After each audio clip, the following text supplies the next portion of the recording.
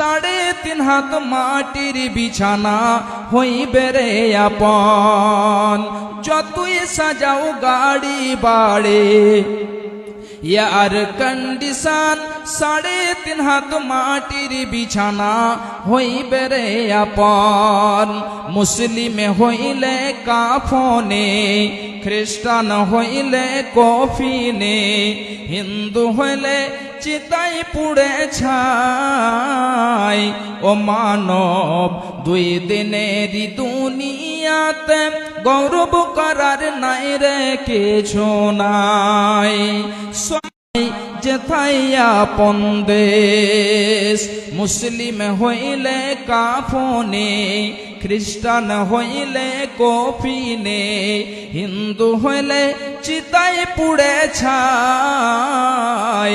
ও মানব, 2 দিনের দুনিয়াতে গৌরব করার নাই রে কিছু নাই। ও মানব, 2 দিনের দুনিয়াতে গৌরব করার নাই রে কিছু নাই। ভাইজান, আমাদেরকে পৃথিবী ছেড়ে যেতেই হবে। যদি কোনো অন্যায় অত্যাচারীর জালেমের দলেরা এসে আপনার উপরে অন্যায় ভাবে বলে শিরক করতে হবে, খবরদার আপনি শিরক করবেন না। এই জন্য শিরক এমন একটি পাপ, যেই পাপের কখনো ক্ষমা নেই। আল্লাহ রাব্বুল আলামিন কখনোই আপনাকে ক্ষমা করবেন না। একটা আয়াত আপনাদেরকে আমি তুলে দিচ্ছি, খুব ভালো করে শুনুন। আল্লাহ রাব্বুল আলামিন বলছেন, বিসমিল্লাহির রহমানির রহিম। وَإِذْ قَالَ لُقْمَانُ لِابْنِهِ وَهُوَ يَعِظُهُ يَا بُنَيَّ لَا تُشْرِكْ بِاللَّهِ إِنَّ الشِّرْكَ لَظُلْمٌ عَظِيمٌ। আল্লাহ রাব্বুল আলামিন হযরতে লুকমানের কথা কোরআনে মাজিদের মধ্যে বলছেন, হে আমার ভাইজান বাপজান, হে আমার মায়েরা বোনেরা আমার, হযরতে লুকমান কেমন একজন মানুষ ছিলেন, কেমন তিনি ব্যক্তি ছিলেন। আল্লাহ রাব্বুল আলামিন তার কথা কোরআনে মাজিদের মধ্যে বলছেন। শুধু তাই নয়, তার নামে একটা সূরাও আল্লাহ রাব্বুল আলামিন নাজিল করেছেন। তার নামে একটা সূরার নাম রয়েছে। হযরতে লুকমান তার সন্তানকে বলছেন, বেটারে, তুমি আল্লাহর সাথে কাউকে শরীক করবে না, শিরক করবে না। এই জন্য ইন্নাশ শিরকা লাযুলমুন আযীম, শিরকটা হলো সবচেয়ে বড় পাপ, শিরকটা হলো সবচেয়ে বড় গুনাহ। হযরতে লুকমান তার সন্তানকে বলছেন, বেটা তুমি শিরক করবে না, এই জন্য শিরকটা হলো সবচেয়ে বড় পাপ।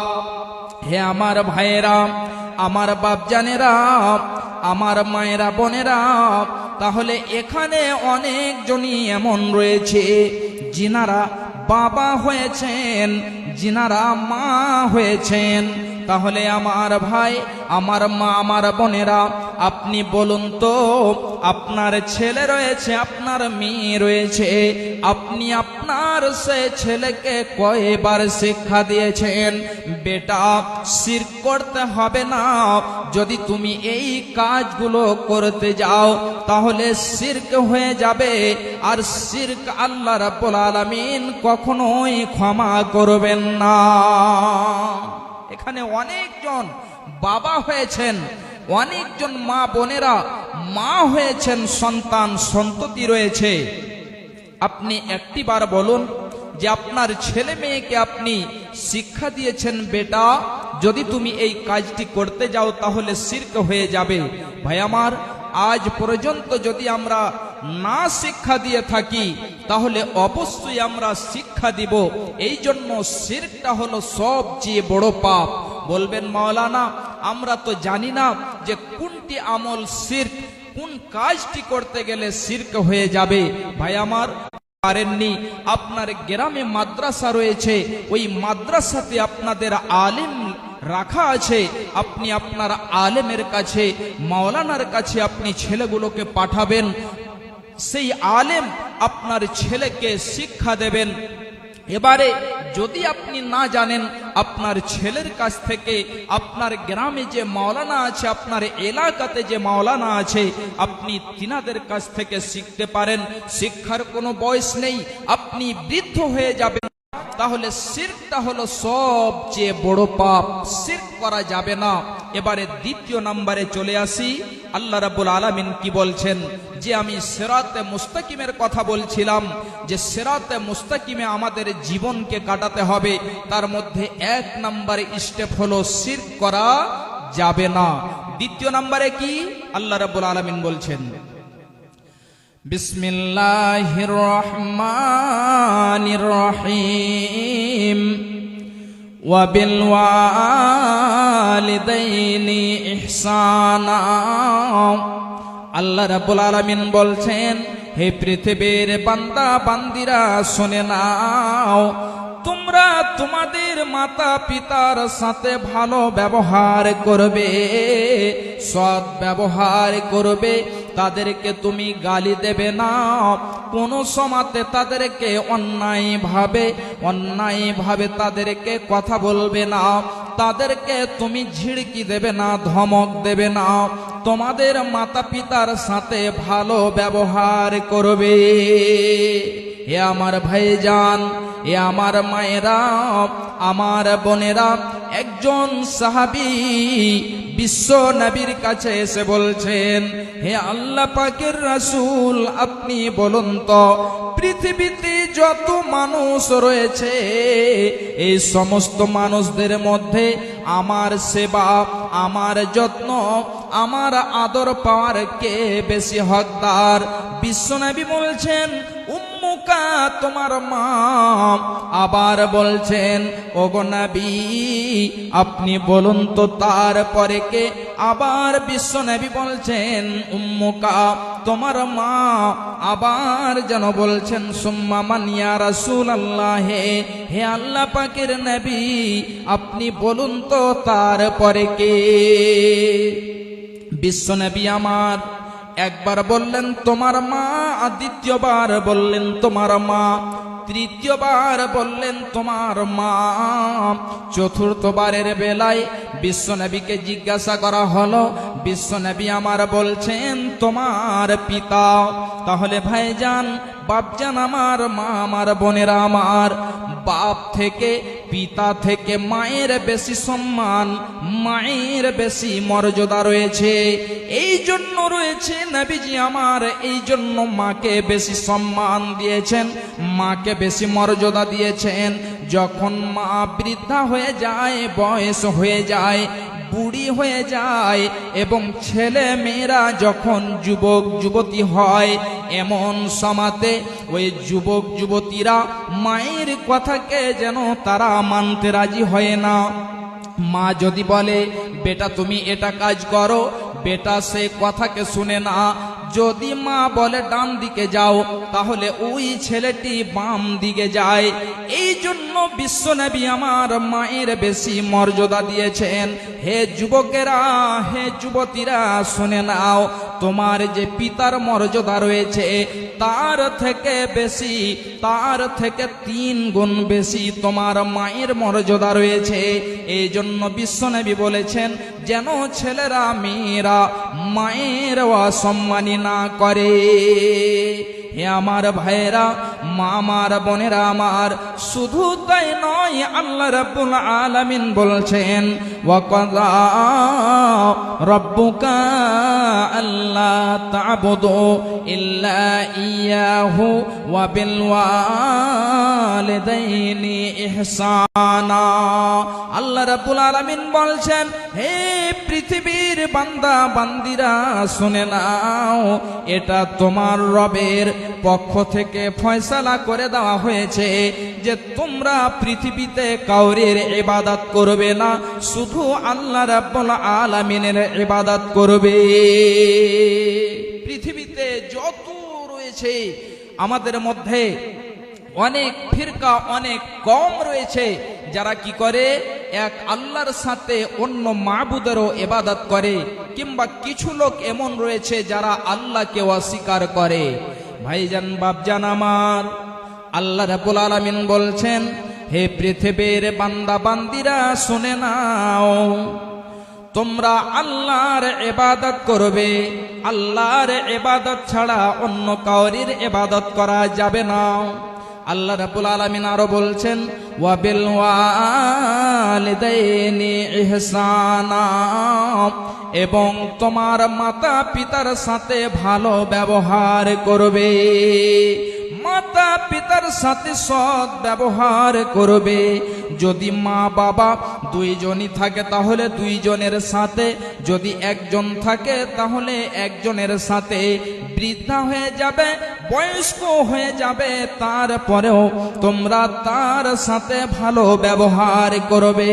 আল্লাহ রাব্বুল আলামিন বলছেন, বান্দারে, তোমার মাতা পিতাকে তুমি উফ শব্দটিও বলবে না, তোমার মাতা পিতাকে ধমক দিয়ে কথা বলবে না, তাদেরকে ঝিড়কি দিয়ে কথা বলবে না। শুধু তাই নয়, ওয়াকফিজ লাহুমা জানাহাজ যুল্লি মিনার রাহমা, আল্লাহ রাব্বুল আলামিন বলছেন, বান্দারে, তোমার সে রহমতের চাদরখানাকে তুমি বিছিয়ে দেবে, তোমার ভালোবাসার চাদরখানাকে তুমি বিছিয়ে দেবে, এবং তোমার মাতা পিতার জন্য দোয়া করবে। আল্লাহ, তুমি ওই মাতা পিতার প্রতি সে মতোই রহম করো যে মতো আমার মাতা পিতা, আমি যখন শিশু ছিলাম, যখন আমি ছোট্ট ছিলাম, এমন সময়তে আমার মাতা পিতা যে মতো আমাকে ভালোবেসেছে, যে মতো আমাকে আদর দিয়েছে, যে মতো আমাকে মোহাব্বত করেছে, আল্লাহ তুমি তাদের প্রতি ওই মতোই রহম করো। আল্লাহ তুমি তাদের প্রতি ওই মতোই ভালোবাসা দাও। আল্লাহর কাছে দোয়া করতে হবে, রব্বির হামহুমা কামা রব্বায়ানি সগীরা। অনেকজন ভাই এমন আছেন, মা কবরে চলে গিয়েছে, পিতা কবরে চলে গিয়েছে, কিন্তু আজ পর্যন্ত ওই মা ওই পিতা যেন কবরে নির্জন জায়গাতে শুয়ে আছে, কবরের মধ্যে ঘুমিয়ে আছে। পৃথিবীতে মেতে রয়েছি, পৃথিবীর ভালোবাসায় রয়েছে, কিন্তু একটিবার ওই মায়ের যেন কবরের জিয়ারত করতে পারলাম না, পিতার কবরের জিয়ারত করতে পারলাম না। ওই মায়ের পিতার যেন যে কবরের কাছে যে একটিবার দোয়া করতে পারলাম না, যে হে আল্লাহ, যে মা আমাকে 10 মাস 10 দিন পেটে ধারণ করেছে, যেই মা এত যন্ত্রণা সহ্য করে আমাকে জন্ম দিয়েছে, যে মা এত ভালোবাসা দিয়ে আমাকে বড় করেছে, আল্লাহ তুমি গফুরুর রহিম, হে আল্লাহ তুমি আমার মাকে ক্ষমা করে দাও। আল্লাহ তুমি আমার পিতাকে ক্ষমা করে দাও। আমরা এই মতো যেন পৃথিবীর মহাব্বতে, পৃথিবীর ভালোবাসাতে পড়ে রয়েছে। ভাই আমার, বাপজান আমার, অনেকজনের মা, অনেকজনের পিতা বৃদ্ধ বয়স্ক রয়েছে, বৃদ্ধা হয়ে গিয়েছে। ভাইজান বাপজান আমার, ওই মাতা পিতার জন্য আপনি দোয়া করবেন, রব্বের হামহুমা কামা রব্বায়ানি সগীরা।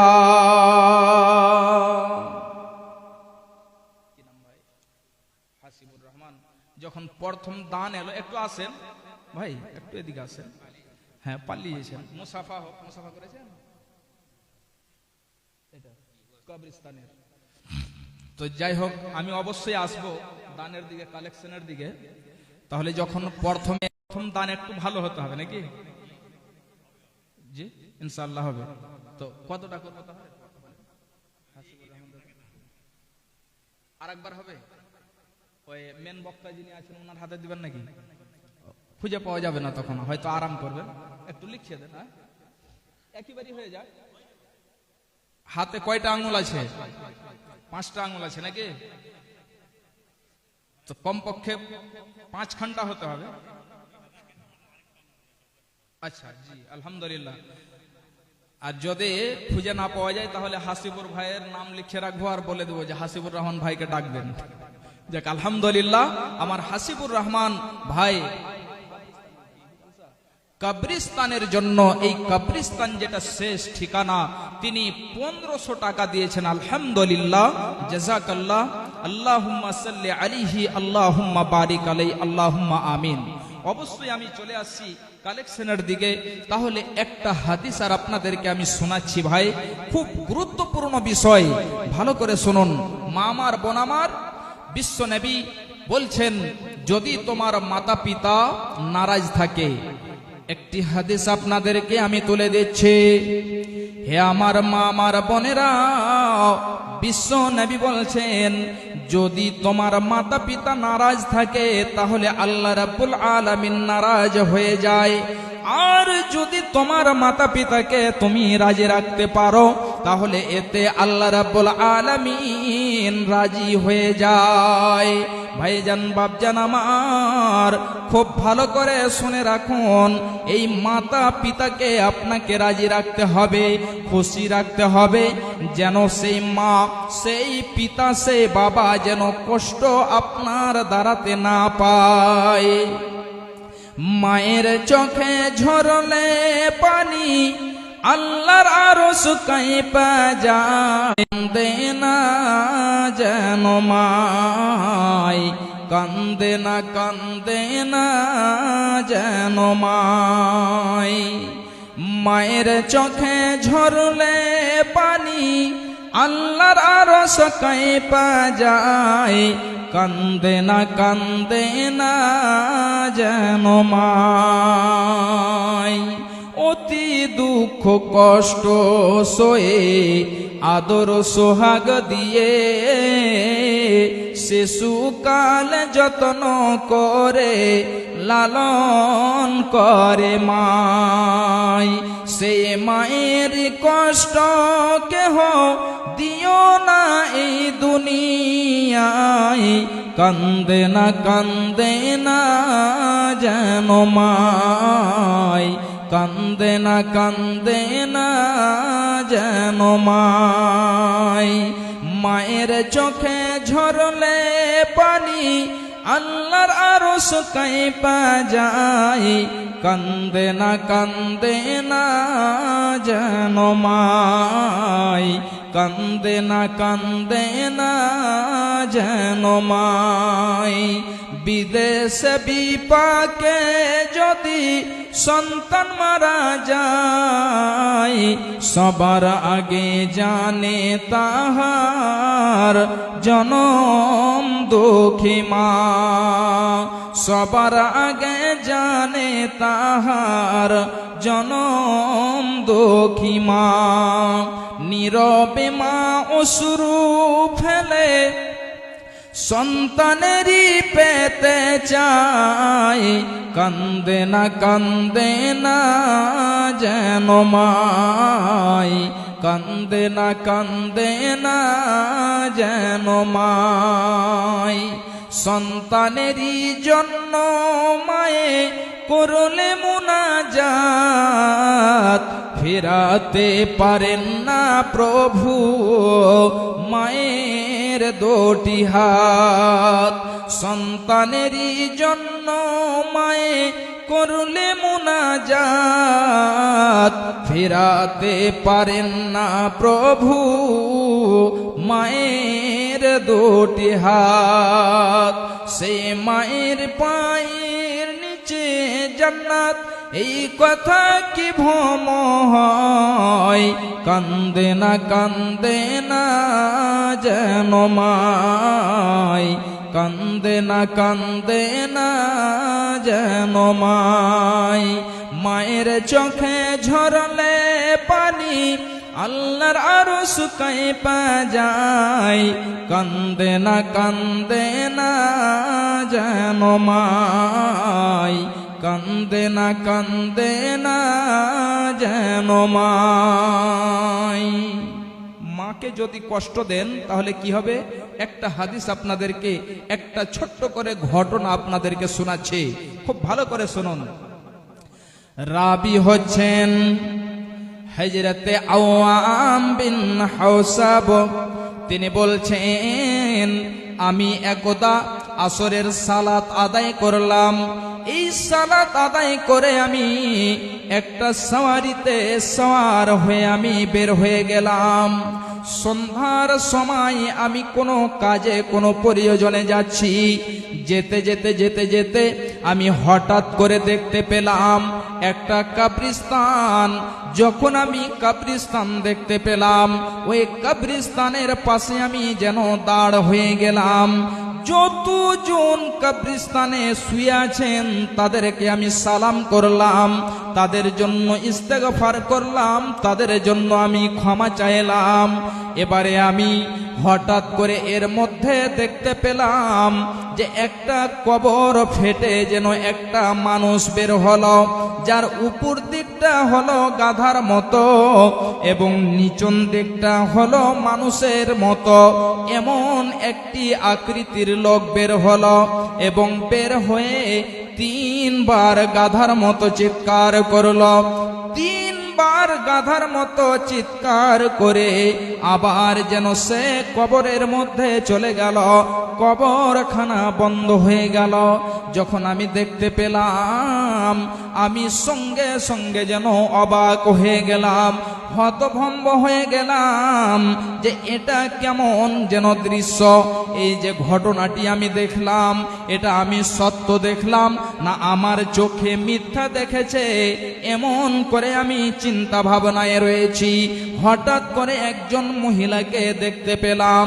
আমি ওই মহিলাটির কাছে গেলাম, যে বললাম, হে আমার মা, আপনি বলুন তো আমি যে ঘটনাটি, আমি যে দৃশ্যটি দেখলাম, এটা সত্য আমার চোখে দেখেছে না মিথ্যা দেখেছে? সেই মহিলাটি বলছে, বেটা রে, তুমি যে ঘটনাটি দেখেছো এই ঘটনাটি হলো সত্য।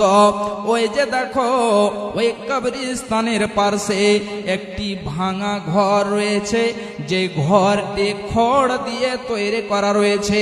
ওই ঘরের ভেতরে একজন বৃদ্ধা মহিলা রয়েছে। ওই মহিলাটির হলো এটা ছেলে।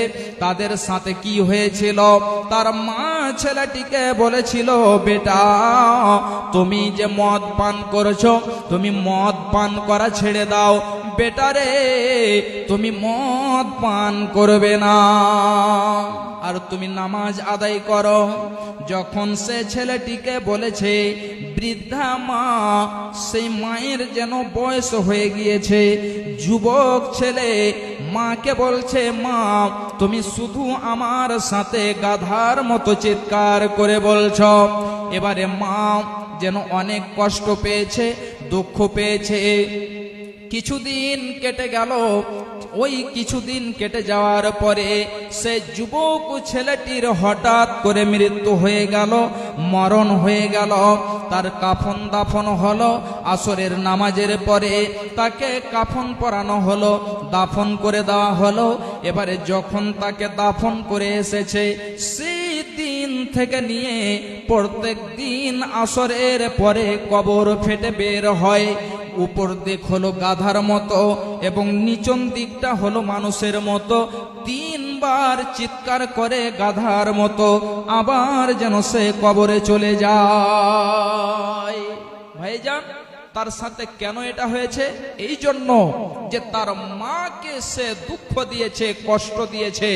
ভাই, আমাকে এবং বাবাকে, যেই মা বাবার জন্য আমরা এতটা সম্মান পেয়েছি, এতটা মর্যাদা পেয়েছি, এত উঁচু জায়গাতে আমরা আসতে পেরেছি, এই মায়ের সেবা যত্ন করতে হবে, মোহাব্বত দিতে হবে, ভালোবাসা দিতে হবে, তাদের সাথে ভালো ব্যবহার করতে হবে, মানাওয়ার করে দেবে। আল্লাহ গো, তুমি তাদের জান্নাতি লেবাস পরিধান করিয়ে দেবে। রব্বানা তাকাব্বাল মিন্না ইন্নাকা আনতাস সামিউল আলিম। আমিন, আল্লাহুম্মা আমিন। কোন ভাই এমন আছেন 20,000 টাকা, যেই ঘর আপনার শেষ ঠিকানা, আজকে আপনি ঘর বানাচ্ছেন, বিল্ডিং বানাচ্ছেন, মার্বেল আপনি 10,000 পারতাম, 10,000ই যদি দিতাম তাহলে এটাই আমার জন্য ভালো ছিল। ভাই আমার, তাহলে সময় থাকতে আমাদের আয়ু আল্লাহ দিয়েছেন, মাল দিয়েছেন, ধন দিয়েছেন, সম্পদ দিয়েছেন।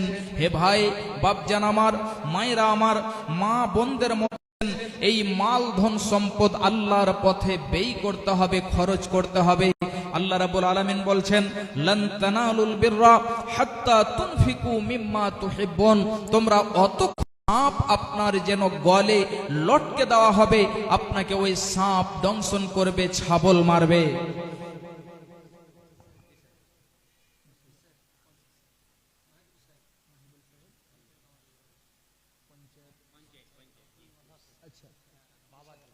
বাবার জন্য 10,000, মায়ের জন্য কি নাম দাদু?